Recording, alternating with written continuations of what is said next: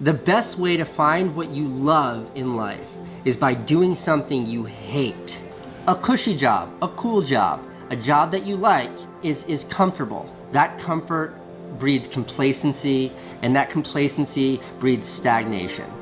So you just kind of stay there because it's a fine job, even though it may not be your dream or your passion. And then all kinds of shit happens. She gets pregnant, you buy a car, there's a mortgage payment, you have a house, you have this cushy life, and before you know it, you have these handcuffs, these golden handcuffs that is your day job that you didn't love, you never loved. It was just an easy job, but now there's no way out of it. And all of that happens by doing something that's cushy and easy. Find something. Find a thing that you genuinely enjoy, because getting good at things you genuinely enjoy is extremely beneficial, because it lets you know that, like, everybody thinks they're a loser. Every young person thinks they're a loser, at least a young person in the situation I was at. Like, I didn't know I wasn't a loser until I started winning, until I started doing martial arts. Martial arts taught me that, like, I could get better at stuff, that I wasn't really a loser. I just was someone who was like in a situation. But you could channel all that energy that you have as a young person into something and get better at it. I don't know what my passion is, Gary. Good. Spend the next 3 years trying stuff. Take a cooking class, go skiing, play board games, drink wine, drink bourbon, drink sake, eat strawberries, get into sneakers. Like, you're not gonna know unless you try, right? So it's a fun, everyone's so upset and disappointed they don't know their passion, and I tell them, this is the best day of your life. You get to explore for the next 3 years. Yeah. Just do a bunch of things. You need to understand, like, everything in life and initially feels like bad reinforcement. You start going to the gym, you feel weak in order to become strong. You go to the library, you read, you don't understand, you feel stupid in order to become smart. The process of discomfort is inevitable. You have to go through it. Most people have that initial feeling, that initial lack of self-belief, because they don't understand that they have to be humbled first in every aspect in order to grow. We may think that these external things actually help us relax, but in reality they don't. They just train us even more. I thought about what exactly I use TikTok for other than watching videos, so I'm like, yeah, I'm gonna cut this off. And so I did. There's usually a screen right here in a PlayStation. Gave it to my little sister. So just, limiting myself from wasting this energy on these things that don't benefit me in any way. I felt free after releasing it, and now it's just, I'm gonna live differently. If you don't enjoy what you're learning and you just feel like you're learning to do something that was expected of you since you were a kid, that your parents wanted for you or that society wanted for you, you're not going to enjoy it. And that alone is going to hurt how much you learn. People who enjoy learning something can be so much better at people who are just innately smart. I'm convinced that the only thing that kept me going was that I loved what I did. You've got to find what you love. And that is as true for work as it is for your lovers. Your work is going to fill a large part of your life. And the only way to be truly satisfied is to do what you believe is great work. And the only way to do great work is to love what you do. You have to give it everything you got. No more TV, no more parties, no more playing. If you don't have a 4.0, what you need to be doing is studying. Get off the phone. I'm sorry, I'm not available until the end of this year. Almost every really successful, happy man or woman will say that the reason for their success is that they are doing what they love to do. Whenever a person is unhappy for any reason, I always ask them how much they enjoy their work. And would they choose to do this type of work if there were other options open to them? Invariably, when someone is generally unhappy with their life, especially a man, they are dissatisfied with their work for some reason. So, number 11, way to stay poor. Avoid discomfort. All right, a lot of us, we have new things, you have to take risks, you have to learn things, and it's uncomfortable because you will suck, right? Of course you will suck. It's normal to suck. But people avoid discomfort because they don't want to go through that. And it's so silly. The discomfort that they're feeling is the judgment they impose upon themselves about not being good at something they've never done before. How insane is that? Eliminate as many distractions as you can and get to a point where you don't need the dopamine rushes of social media. Eliminate distractions and build that muscle of focus. And on this phone has Strides, Trello, Bear, which is my note-taking app, Aura, and Uber, and that's it. Now let me give you a quick exercise, which is my only take-home or homework exercise for our time together. I want you to take a piece of paper like this and write down 10 goals that you'd like to accomplish in the next 12 months. Write the word goals and today's date at the top of the page. Write down 10 goals you'd like to accomplish, and then ask yourself this great question. If you could only accomplish one goal on this list, but you could accomplish it within 24 hours, which one goal would have the greatest positive impact on your life? Now this is a great question because it'll usually jump out at you. You say, that's the one. If I had this, that would have more of an impact on my life than anything else. Sometimes it's a financial goal, sometimes it's a health goal, sometimes it's a relationship goal. But whatever it is, put a circle around that goal and then turn the page over and write it at the top of the page, set a deadline on the goal, make a list of everything that you could think of to do to achieve the goal, and then begin working on your list. And here's the kicker, do something every day. Do something every day that moves you one step forward towards your major goal. My promise to you that this exercise, selecting your most important goal, making a plan, and working on it every day, will change your life in ways that you cannot imagine. They say that people begin to become great when they determine their major definite purpose, their number one goal, and work on it every day.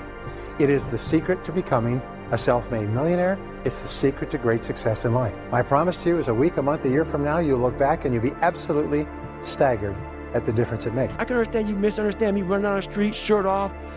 This, I can get it. I get it. If you misunderstand what I'm saying right now today, the problem is you, and you don't want to fix it. It's not something that you can talk through. It's a behavioral thing. You have to get up every day and do the work, right? Consistently do the work. Did you know that only 1% of people are naturally, extraordinarily gifted at something? Do you know what that means for us, the other 99+% of people? If we're going to do anything great in this life, it is going to require discipline. That's the truth. If you are going to accomplish anything extraordinary with the days the Lord has trusted to you on this planet, it is going to require you pushing through the discomfort and embracing the grind. Discipline is art. Yeah, I think it is, because it's beautiful for me to see. When I see someone who's really truly disciplined, who like a David Goggins, someone who just like truly maximizes the grind, I feel like there's an art to that. Goggins, Jocko, Rogan. Is there a common theme? You can throw you in there too as this ascension up. Everybody is fit and disciplined. Is there people who are not fit and not disciplined who are influential? Well, think about it this way. Do you think that the most successful people in the world became successful and then got disciplined? Or do you think that they became disciplined and then got successful? Yeah, obviously the latter, yeah. Correct. Yeah. Most people are going to win through discipline. Okay. Yeah. I don't care how good you are in anything, you don't have discipline, you ain't nobody. Right. You're nothing without discipline, because you give up under the slightest struggle without discipline. 100%. It's going to make it so much easier. And I think if you look at the greats in anything, in any walk of life, the greats do things when they don't always want to. And that's the separation. When I have a higher purpose, I find the energy and the courage to go outside my comfort zone. And then I can do things other people can't do. I once had a daughter. She was single. She was living in Washington, D.C. And she wasn't married yet. And she said, the only men left at my age are pigs, right? There's not a good man left on the earth. And then she found one and she got really excited. Relationship grew. And then one day our phone rang. She's talking to her mother, and I know what's going on. This guy just dumped her. Right? She's all upset. Many firstborn children share a common characteristic. If they're miserable, they want you to be miserable too. Okay? And she said, I'm coming home this weekend. I thought, oh, no. Her mother hangs up and says, you're the father, you go to the airport and pick her up. So next day I go pick her up. She gets in the car and she doesn't say hello, how are you? She says, that no good, dirty, da da da da da. 5 minutes later, she takes a breath. And I said, are you problem solving or purpose finding? She didn't even hear me. We're finally pulling in the driveway. She takes another breath. I say it again. She says, what are you talking about? I said, well, I wrote that thing to your brother about the difference between purpose finding and problem solving. I sent you a copy. And she said, this is the real world. I said, well, I think it applies to the real world. By then we're in the house. I pull out a sheet of paper out of my file, and it says Robert Quinn, life statement. So I take it, I hand it to her. She rips it out of my hand. She looks at it, and then she grows kind of quiet. And she looks up and says, when you feel bad, you read this? I said, no. When I feel bad, I rewrite it. It's been rewritten hundreds of times. She said, yeah, I can hardly understand some of this stuff. I said, yeah, it's written to a customized audience, one person. Then the first miracle happened. She said, do you think I could write one of these? And I said, I'm sure you can. She went in the bedroom. For a day and a half, she worked on her life statement. The miracle was, I did not have to suffer during that day and a half. Right? She got on the plane. She flew home to DC. A couple days passed. I get an email. She said, he called me. Oh, this will be interesting. And she says, so I wrote him this letter. And I'm reading this letter that she's attached. It's incredibly vulnerable, open, honest. And I'm thinking, wow, this is impressive. And then at the bottom it says, and my roommate said I can't give this to him.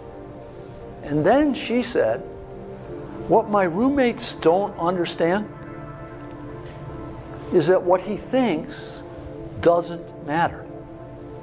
Whoa, wait a minute. A few days ago, what he thought caused her life to shatter. Now she's saying, what he thinks doesn't matter. What is she saying? She's saying, this is who I really am. Didn't know this a while ago. Now I know it. It doesn't matter what other people think. You see, when you clarify your purpose, you become centered. You become powerful. Now here's the interesting thing in the sequel to that story. In the next few months, she began to be promoted. Her career turned. Why? You know, this was a dating breakup. Why is her career taking off? Because when you find purpose and meaning in what you're doing in one area of your life, it grows in every area of life because you are one person. That company had a woman coming in with the same dresses on, body looked the same, but it wasn't the same employee. This was a woman now full of leadership for the first time. She had a higher purpose, and she was willing to take initiative that normally she wouldn't be willing to take. That's leadership. When someone has that meaning and that integrity, things start to change.